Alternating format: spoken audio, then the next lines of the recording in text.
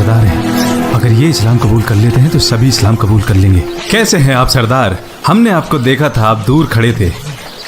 आपसे गुजारिश है कि आप हमारे पास आइए।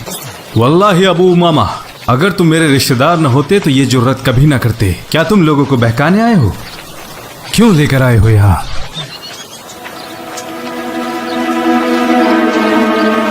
आप थोड़ी देर के लिए बैठें और मैं जो कहूं उसको सुने। पसंद आए तो ठीक, और अगर आपको अच्छा ना लगे तो आप उसको वहीं छोड़ दें।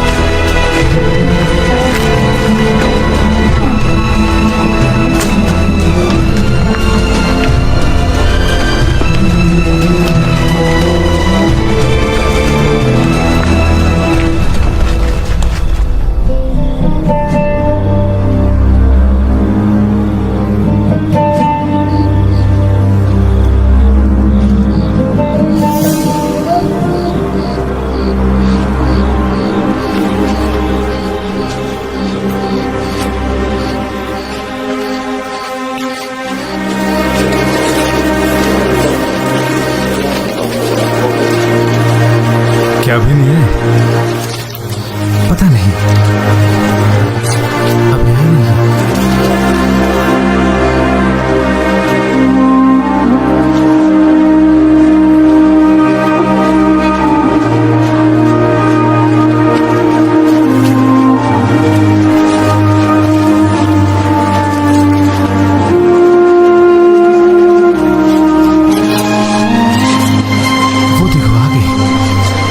उनके साथ कौन है?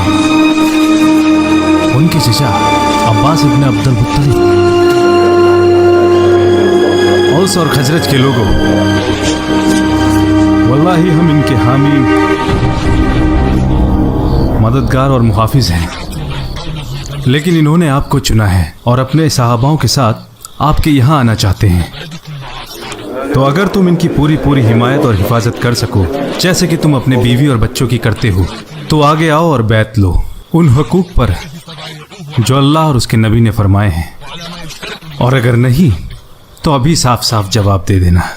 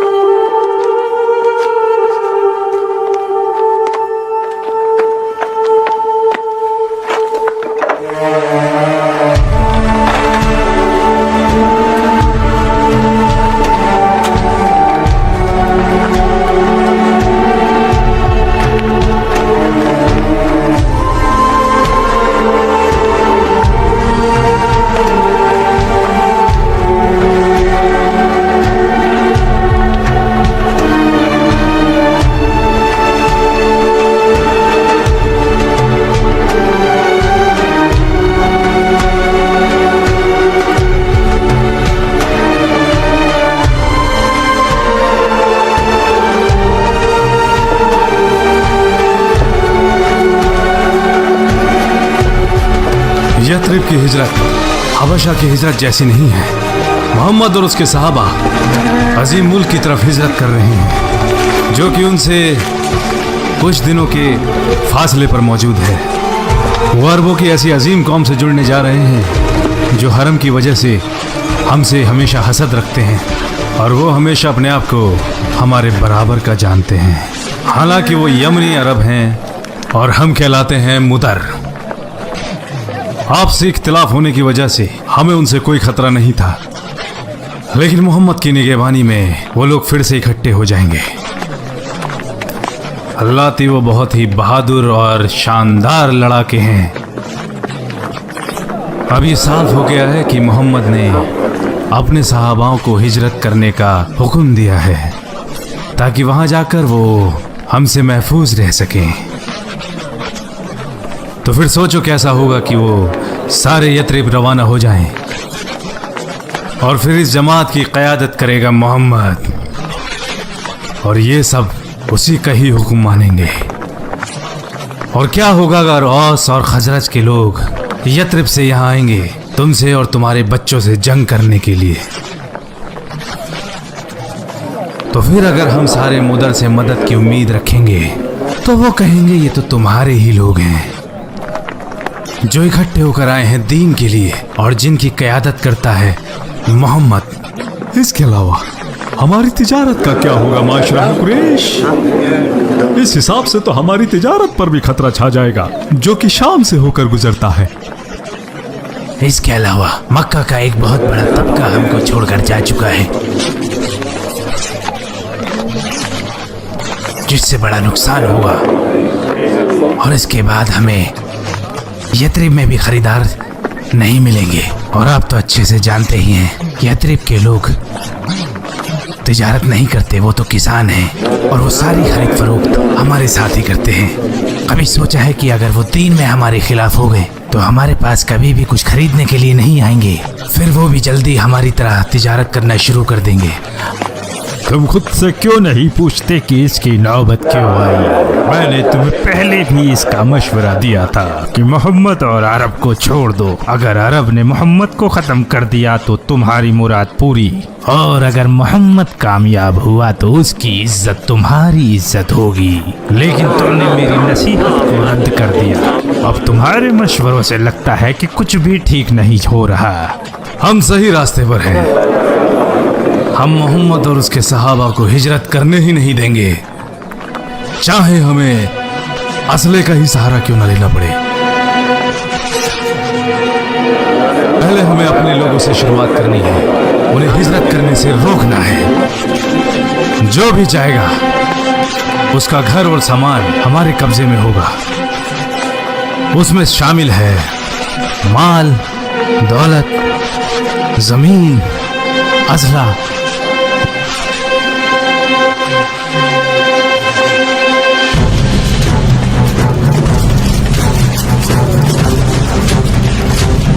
तो तुमने क्या सोचा मैं तुम्हें हिजरत करने दूंगा? हमने आपका क्या बिगाड़ा है? मैं अपने दोनों बेटों को बटते हुए नहीं देख सकता। अगर ये मेरे साथ रहता तो मैं तुम्हें जाने देता, लेकिन तुमने इसे भी बिगाड़ दिया। अब तुम मेरे साथ हो, मेरी हिफाजत और निगरानी में। पता नहीं आगे किस्मत में क्या लिखा है, और फिर मैं तुम्हारे साथ आकर बैठ तो सकता हूँ। हमें एक दूसरे का साथ पसंद है, लेकिन आप झूठ को फैलाने के लिए खुला घूम रहे हैं और हम हक पर होकर भी जंजीरों से बंधे हैं। लेकिन तुमने ही तो कहा था कि तुम्हारे और तुम्हारे खुदा के बीच में कोई रुकावट नहीं है, तो इससे क्या फर्क पड़ता है कि तुम आजाद घूमो या जंजीरों से बंधे हो?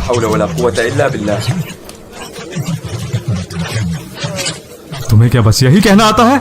मुझे डर है कि अगर मैंने दुआ की तो वो आपके खिलाफ चली जाएगी। मसलूमों की दुआ अल्लाह के पास सीधे पहुंच जाती है। तुम्हें अपने अब्बा के बारे में जो कुछ भी कहना है कहो। फिर से आ गए, फिर से आना ठीक नहीं है।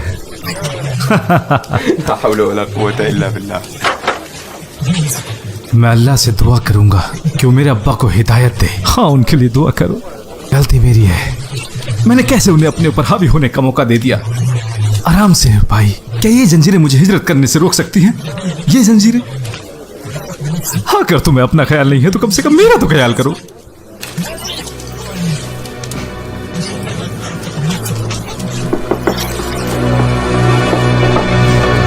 क्या आप हिजरत के लिए तैयार हैं? हाँ, हम दोनों भी आपके साथ जाएंगे, मगर हम दिन की रोशनी में नहीं जा सकते। अबुल हाकम हमें देख लेगा। ऐसा करते हैं, किसी महफूज जगह पर मिलते हैं। आपके भाई सलमा कहाँ हैं? मैंने सोचा उसको अबुल हाकम के पास ही छोड़ देते हैं ताकि उसे कोई शक ना हो। फिर जैसे ही वो मुतमईन हो जाएगा वो भी आ जाएगा इंशाल्लाह। ठीक है, हम बनी गफार घाटी में तनादो पेड़ के पास मिलते हैं इंशाल्लाह।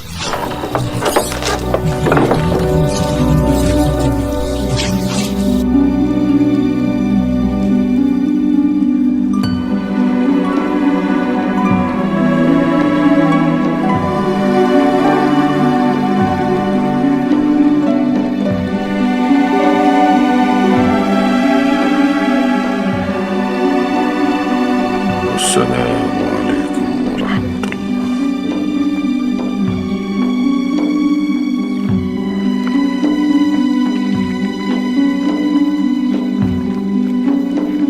भद्दे चेहरे हैं ये, अल्लाह इन्हें गर्क कर दे। मैं होने जा रहा हूं मुहाजिर। जो कोई भी अपनी माँ को रोते देखना चाहता है, या बच्चों को यतीम या बीवी को बेवा देखना चाहते हैं, वो मुझे उस पहाड़ी के पीछे मिले।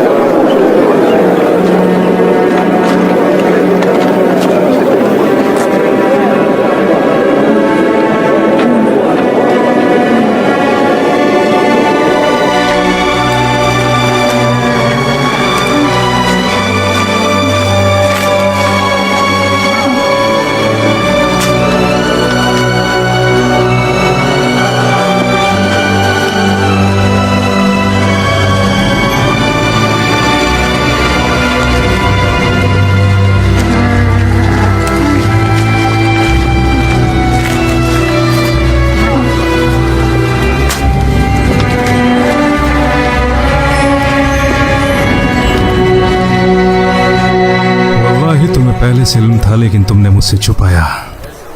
मेरे जीते जी तुम वहां नहीं जा सकते, लेकिन बहुत जल्द तुम्हारे लिए अच्छी खबर लाऊंगा। बहुत जल्द वो यहां तुम्हारे पास होगा।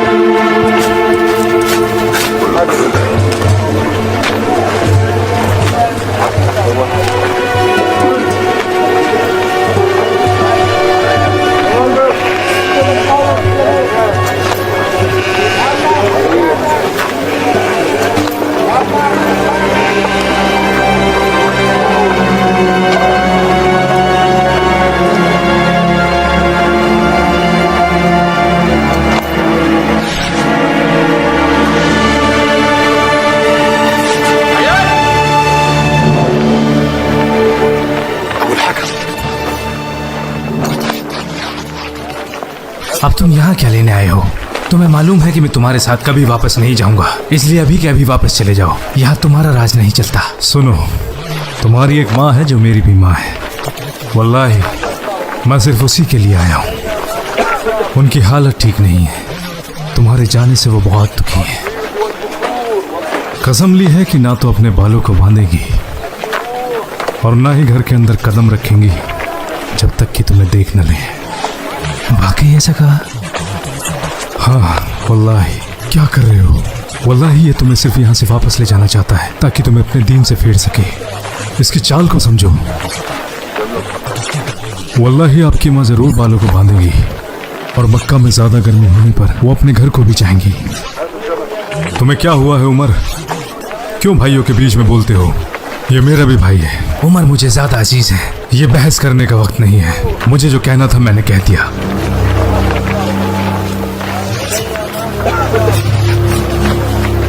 वो मुझसे बहुत ज्यादा प्यार करती हैं। मुझे जाना ही होगा ताकि उनकी कसम पूरी हो सके, और फिर मैं लौटते वक्त वहां से अपना माल भी ले आऊंगा। अगर माल की बात है तो क्या आधा ले लो, लेकिन वहां मत जाओ। मैं जाऊंगा और बाकी सब अल्लाह पे छोड़ता हूं।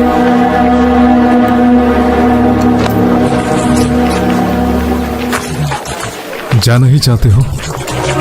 मेरी ऊँट पे ले जाओ, वो सबसे तेज है। उस पर सवार रहना, और अगर तुम्हें थोड़ा भी शक हो तो तुम बच कर आ सकते हो।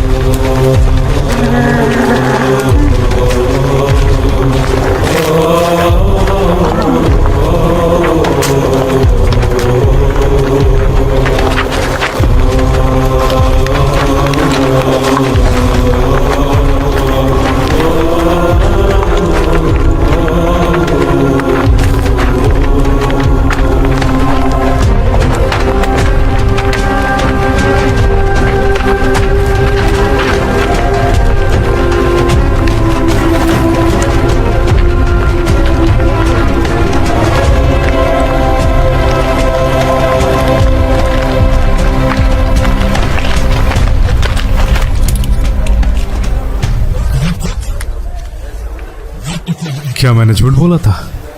तुमसे वादा किया था ना कि तुम्हें अच्छी खबर सुनाऊंगा और बहुत जल्द उसे तुम्हारे पास लाऊंगा। अब तुम दोनों साथ आ गए हो तो एक दूसरे का दिल बहलाओ। सही कहा, अब हम दोनों एक साथ हैं। तुम कितने सही थे उमर, कितना बड़ा अहमक हूँ। अय्याश इब्न अबी रबिया कितना बड़ा अहमक।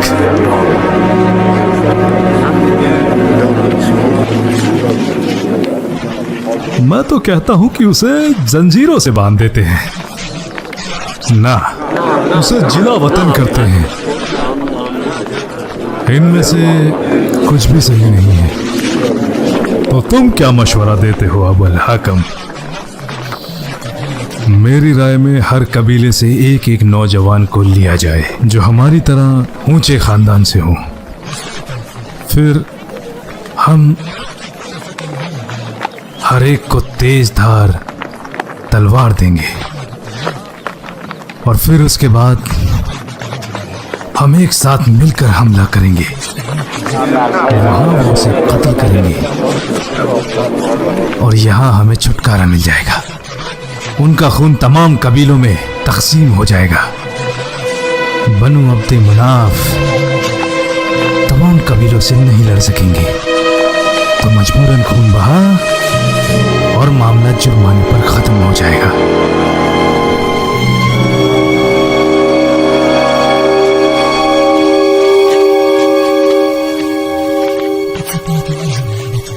बाहर सब कुछ साफ है अब्बा जी।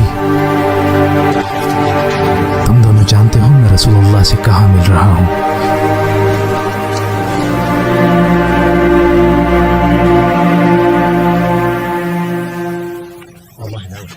वल्लाही कोई मुझे दुनिया भर की सोना भी दे दे तब भी मैं रसूलुल्लाह की सोहबत नहीं छोड़ूंगा।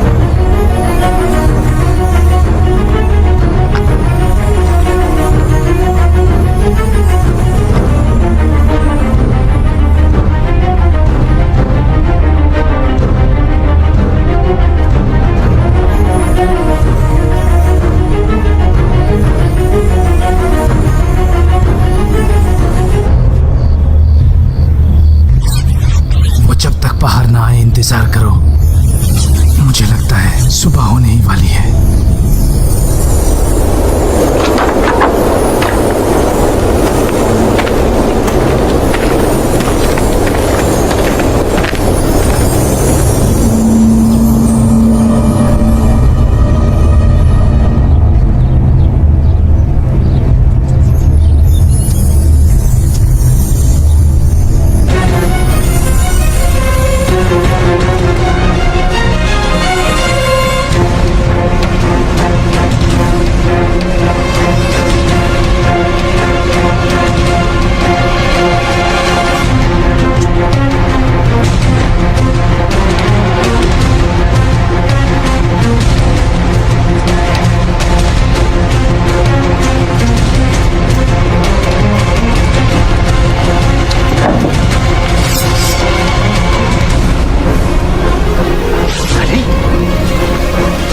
तुम्हें क्या लगा मोहम्मद कहाँ है?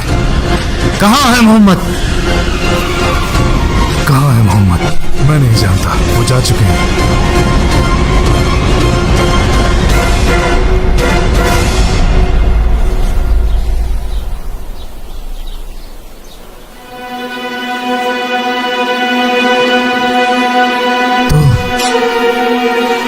तुम उनकी जगह सो रहे थे?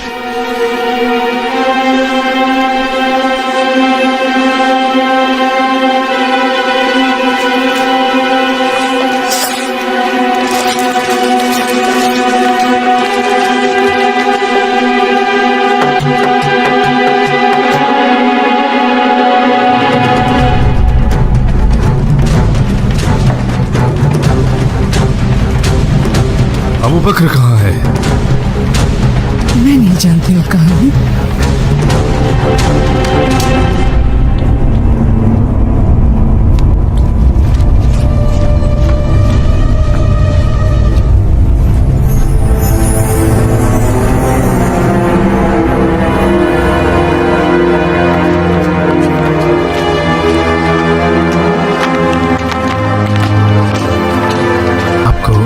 आते तो किसी ने नहीं देखा। जल्दी करो, ये खाना ऊंट पर अच्छी तरीके से बांधो। डर है कोई हमें देख न ले।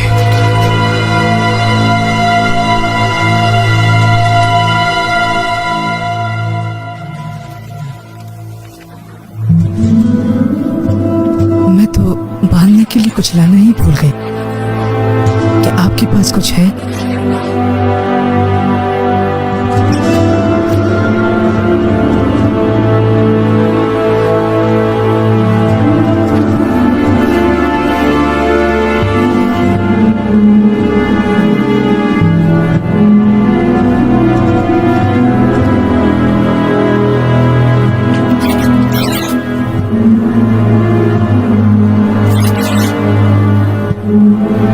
जो कोई भी उन्हें वापस लेके आएगा, मैं उसे 100 ऊँटनियां इनाम में दूंगा। सुना तुम लोगों ने? 100 ऊँटनियां, 100 ऊँटनियां, हाँ 100 ऊँटनियां।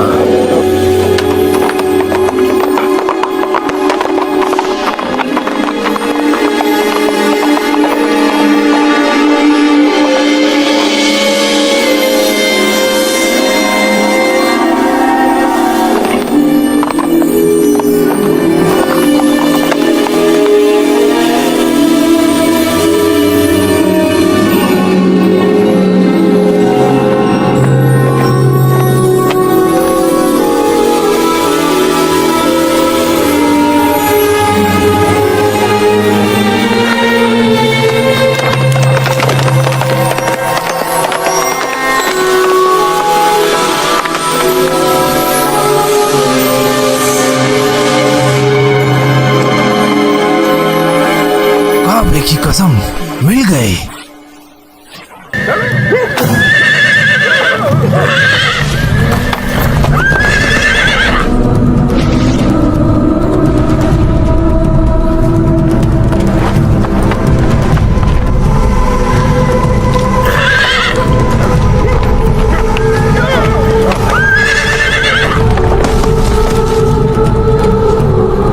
इन्हें नुकसान नहीं पहुंचाया जा सकता। मेरी बात सुनो।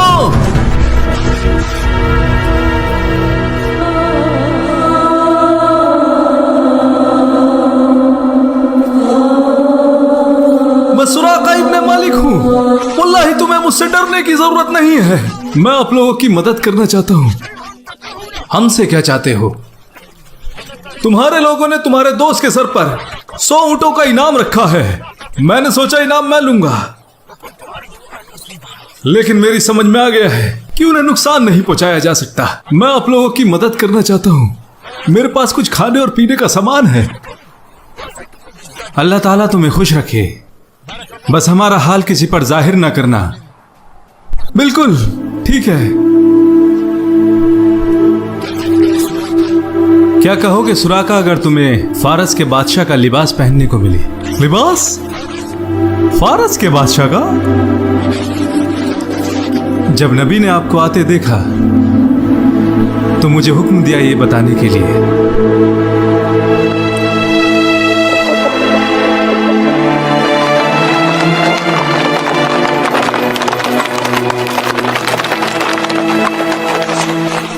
सुनो, मेरी आंखों से कोई बचकर नहीं जा सकता। मैं इस इलाके के चप्पे चप्पे से वाकिफ हूं।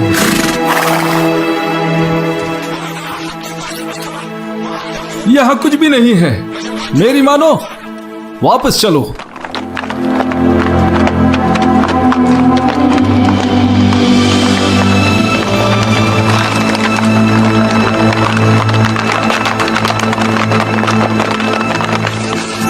सुनो लोगों, मेरी बात सुनो।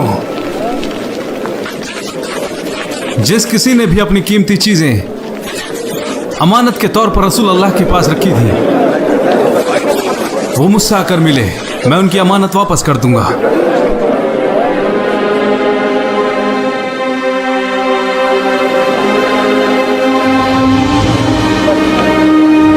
رجعنا كما فعلنا في اليومين الماضيين وخلفنا بعض فتياننا يخطبون.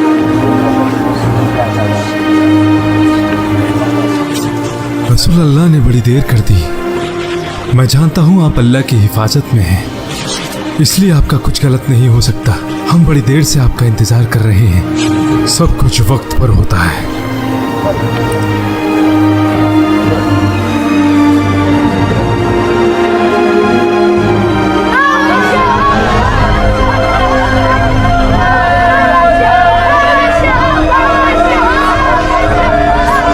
देखो रसूल अल्लाह आ गए।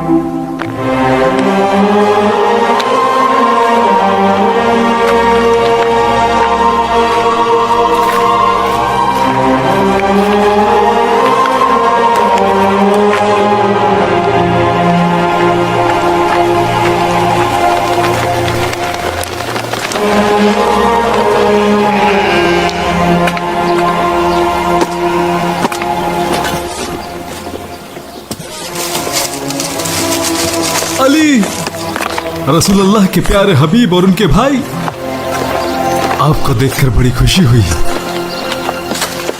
अब हम सब एक जगह हैं। रसूल अल्लाह आपकी आमद पर सबसे ज्यादा खुश होंगे। मुझे वहां ले चलो। कहाँ है वो? वो कुबा में मस्जिद तामीर कर रहे हैं। मैं भी वहीं जा रहा हूँ। मस्जिद? हाँ, ये पहली मस्जिद होगी जहाँ हम इकट्ठे नमाज पढ़ेंगे और किसी का डर नहीं होगा। यथरिब कब तशरीफ ले जाएंगे? कल या शायद अगले दिन।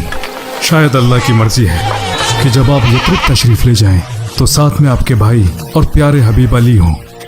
आपके पैरों को क्या हुआ? क्या आपको कोई सवारी नहीं मिली? अल्लाह मेरे साथ था और मैंने पैदल ही सफर तय किया। अल्लाह आपको सलामती दे। अल्लाह हमारा निगहबान है।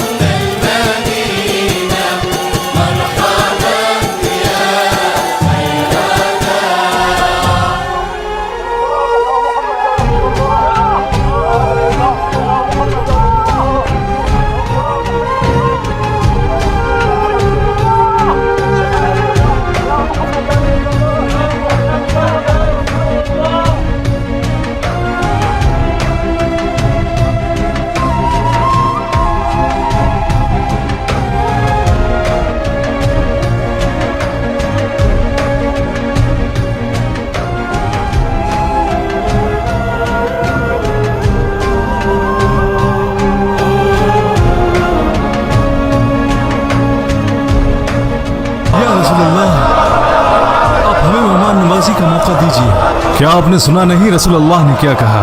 ऊँटनी को अकेला छोड़ दीजिए, उसे हुक्म दिया जा चुका है।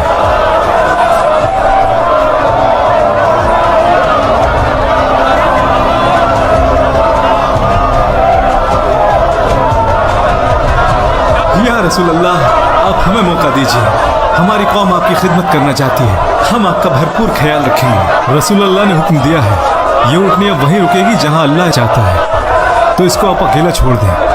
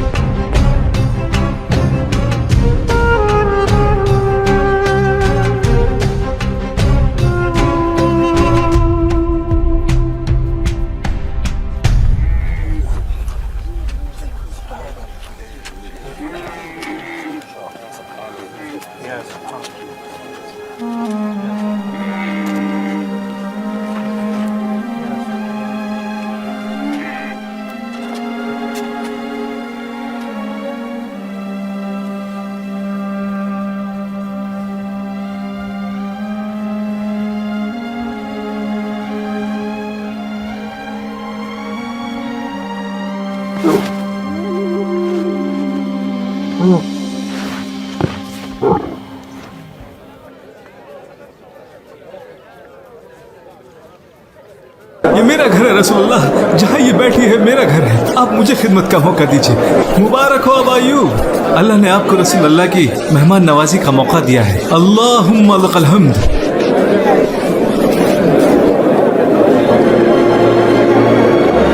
नबी की आमद बहुत मुबारक हो अबू हुबाब, तुम्हारे भी नबी हैं। हमारा उनसे कोई सरोकार नहीं, यहूद से नहीं है। तुम लोग तो कब से बोलते आ रहे हो कि नबी का जमाना आने ही वाला है, और फिर जब वो आएंगे तो उनको मानोगे और हुकूमत करोगे। क्या ये सच नहीं था? नबी हमारे बीच से होगा, कहीं और से नहीं। सुना तुमने? मूसा की कसम, अगर ये इंसान सारी निशानियां भी पेश कर दे, हम इनकार कर देंगे, हम भी नहीं मानेंगे। ठीक कहा। हालांकि हम दोनों का दीन अलग है अबू हुबाब। जो भी अपने दीन के एतबार से कहता है, हमें उसकी मुखालिफत करनी है। इसके दीन से तो कहीं अच्छा तुम्हारा दीन है, लेकिन दुनियावी एतबार से हम इसका दीन मानेंगे, मगर दिल से हम अपने ही दीन को मानते हैं, और ये बात हम किसी पर जाहिर नहीं होने देंगे।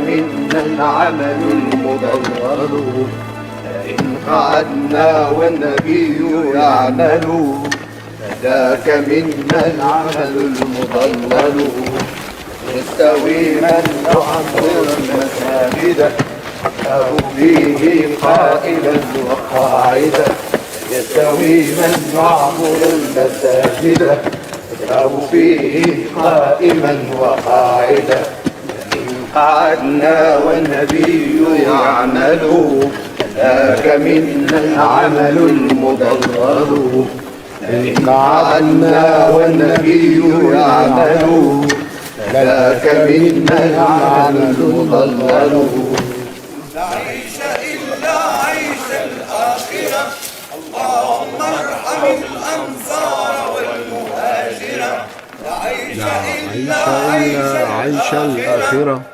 اللهم ارحم الأنصار والمهاجرة لئن قعدنا والنبي يعمل ذاك منا العمل المضلل لئن قعدنا والنبي يعمل ذاك منا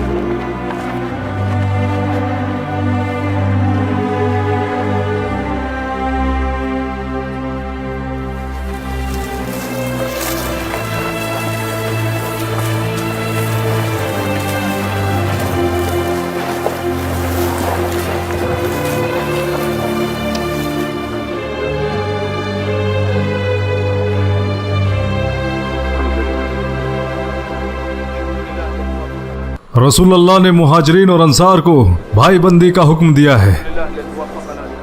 हर एक अंसार हर एक मुहाजिर का भाई है।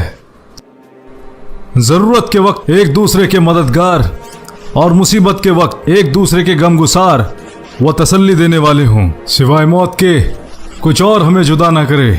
जैसा आप अपने लिए सोचते हैं वैसा अपने भाई के लिए भी सोचें। तंगी हो या खुशहाली एक दूसरे की मदद करें ताकि आखिरत में भी अल्लाह ताला हम सब भाइयों को जन्नत नसीब फरमाए।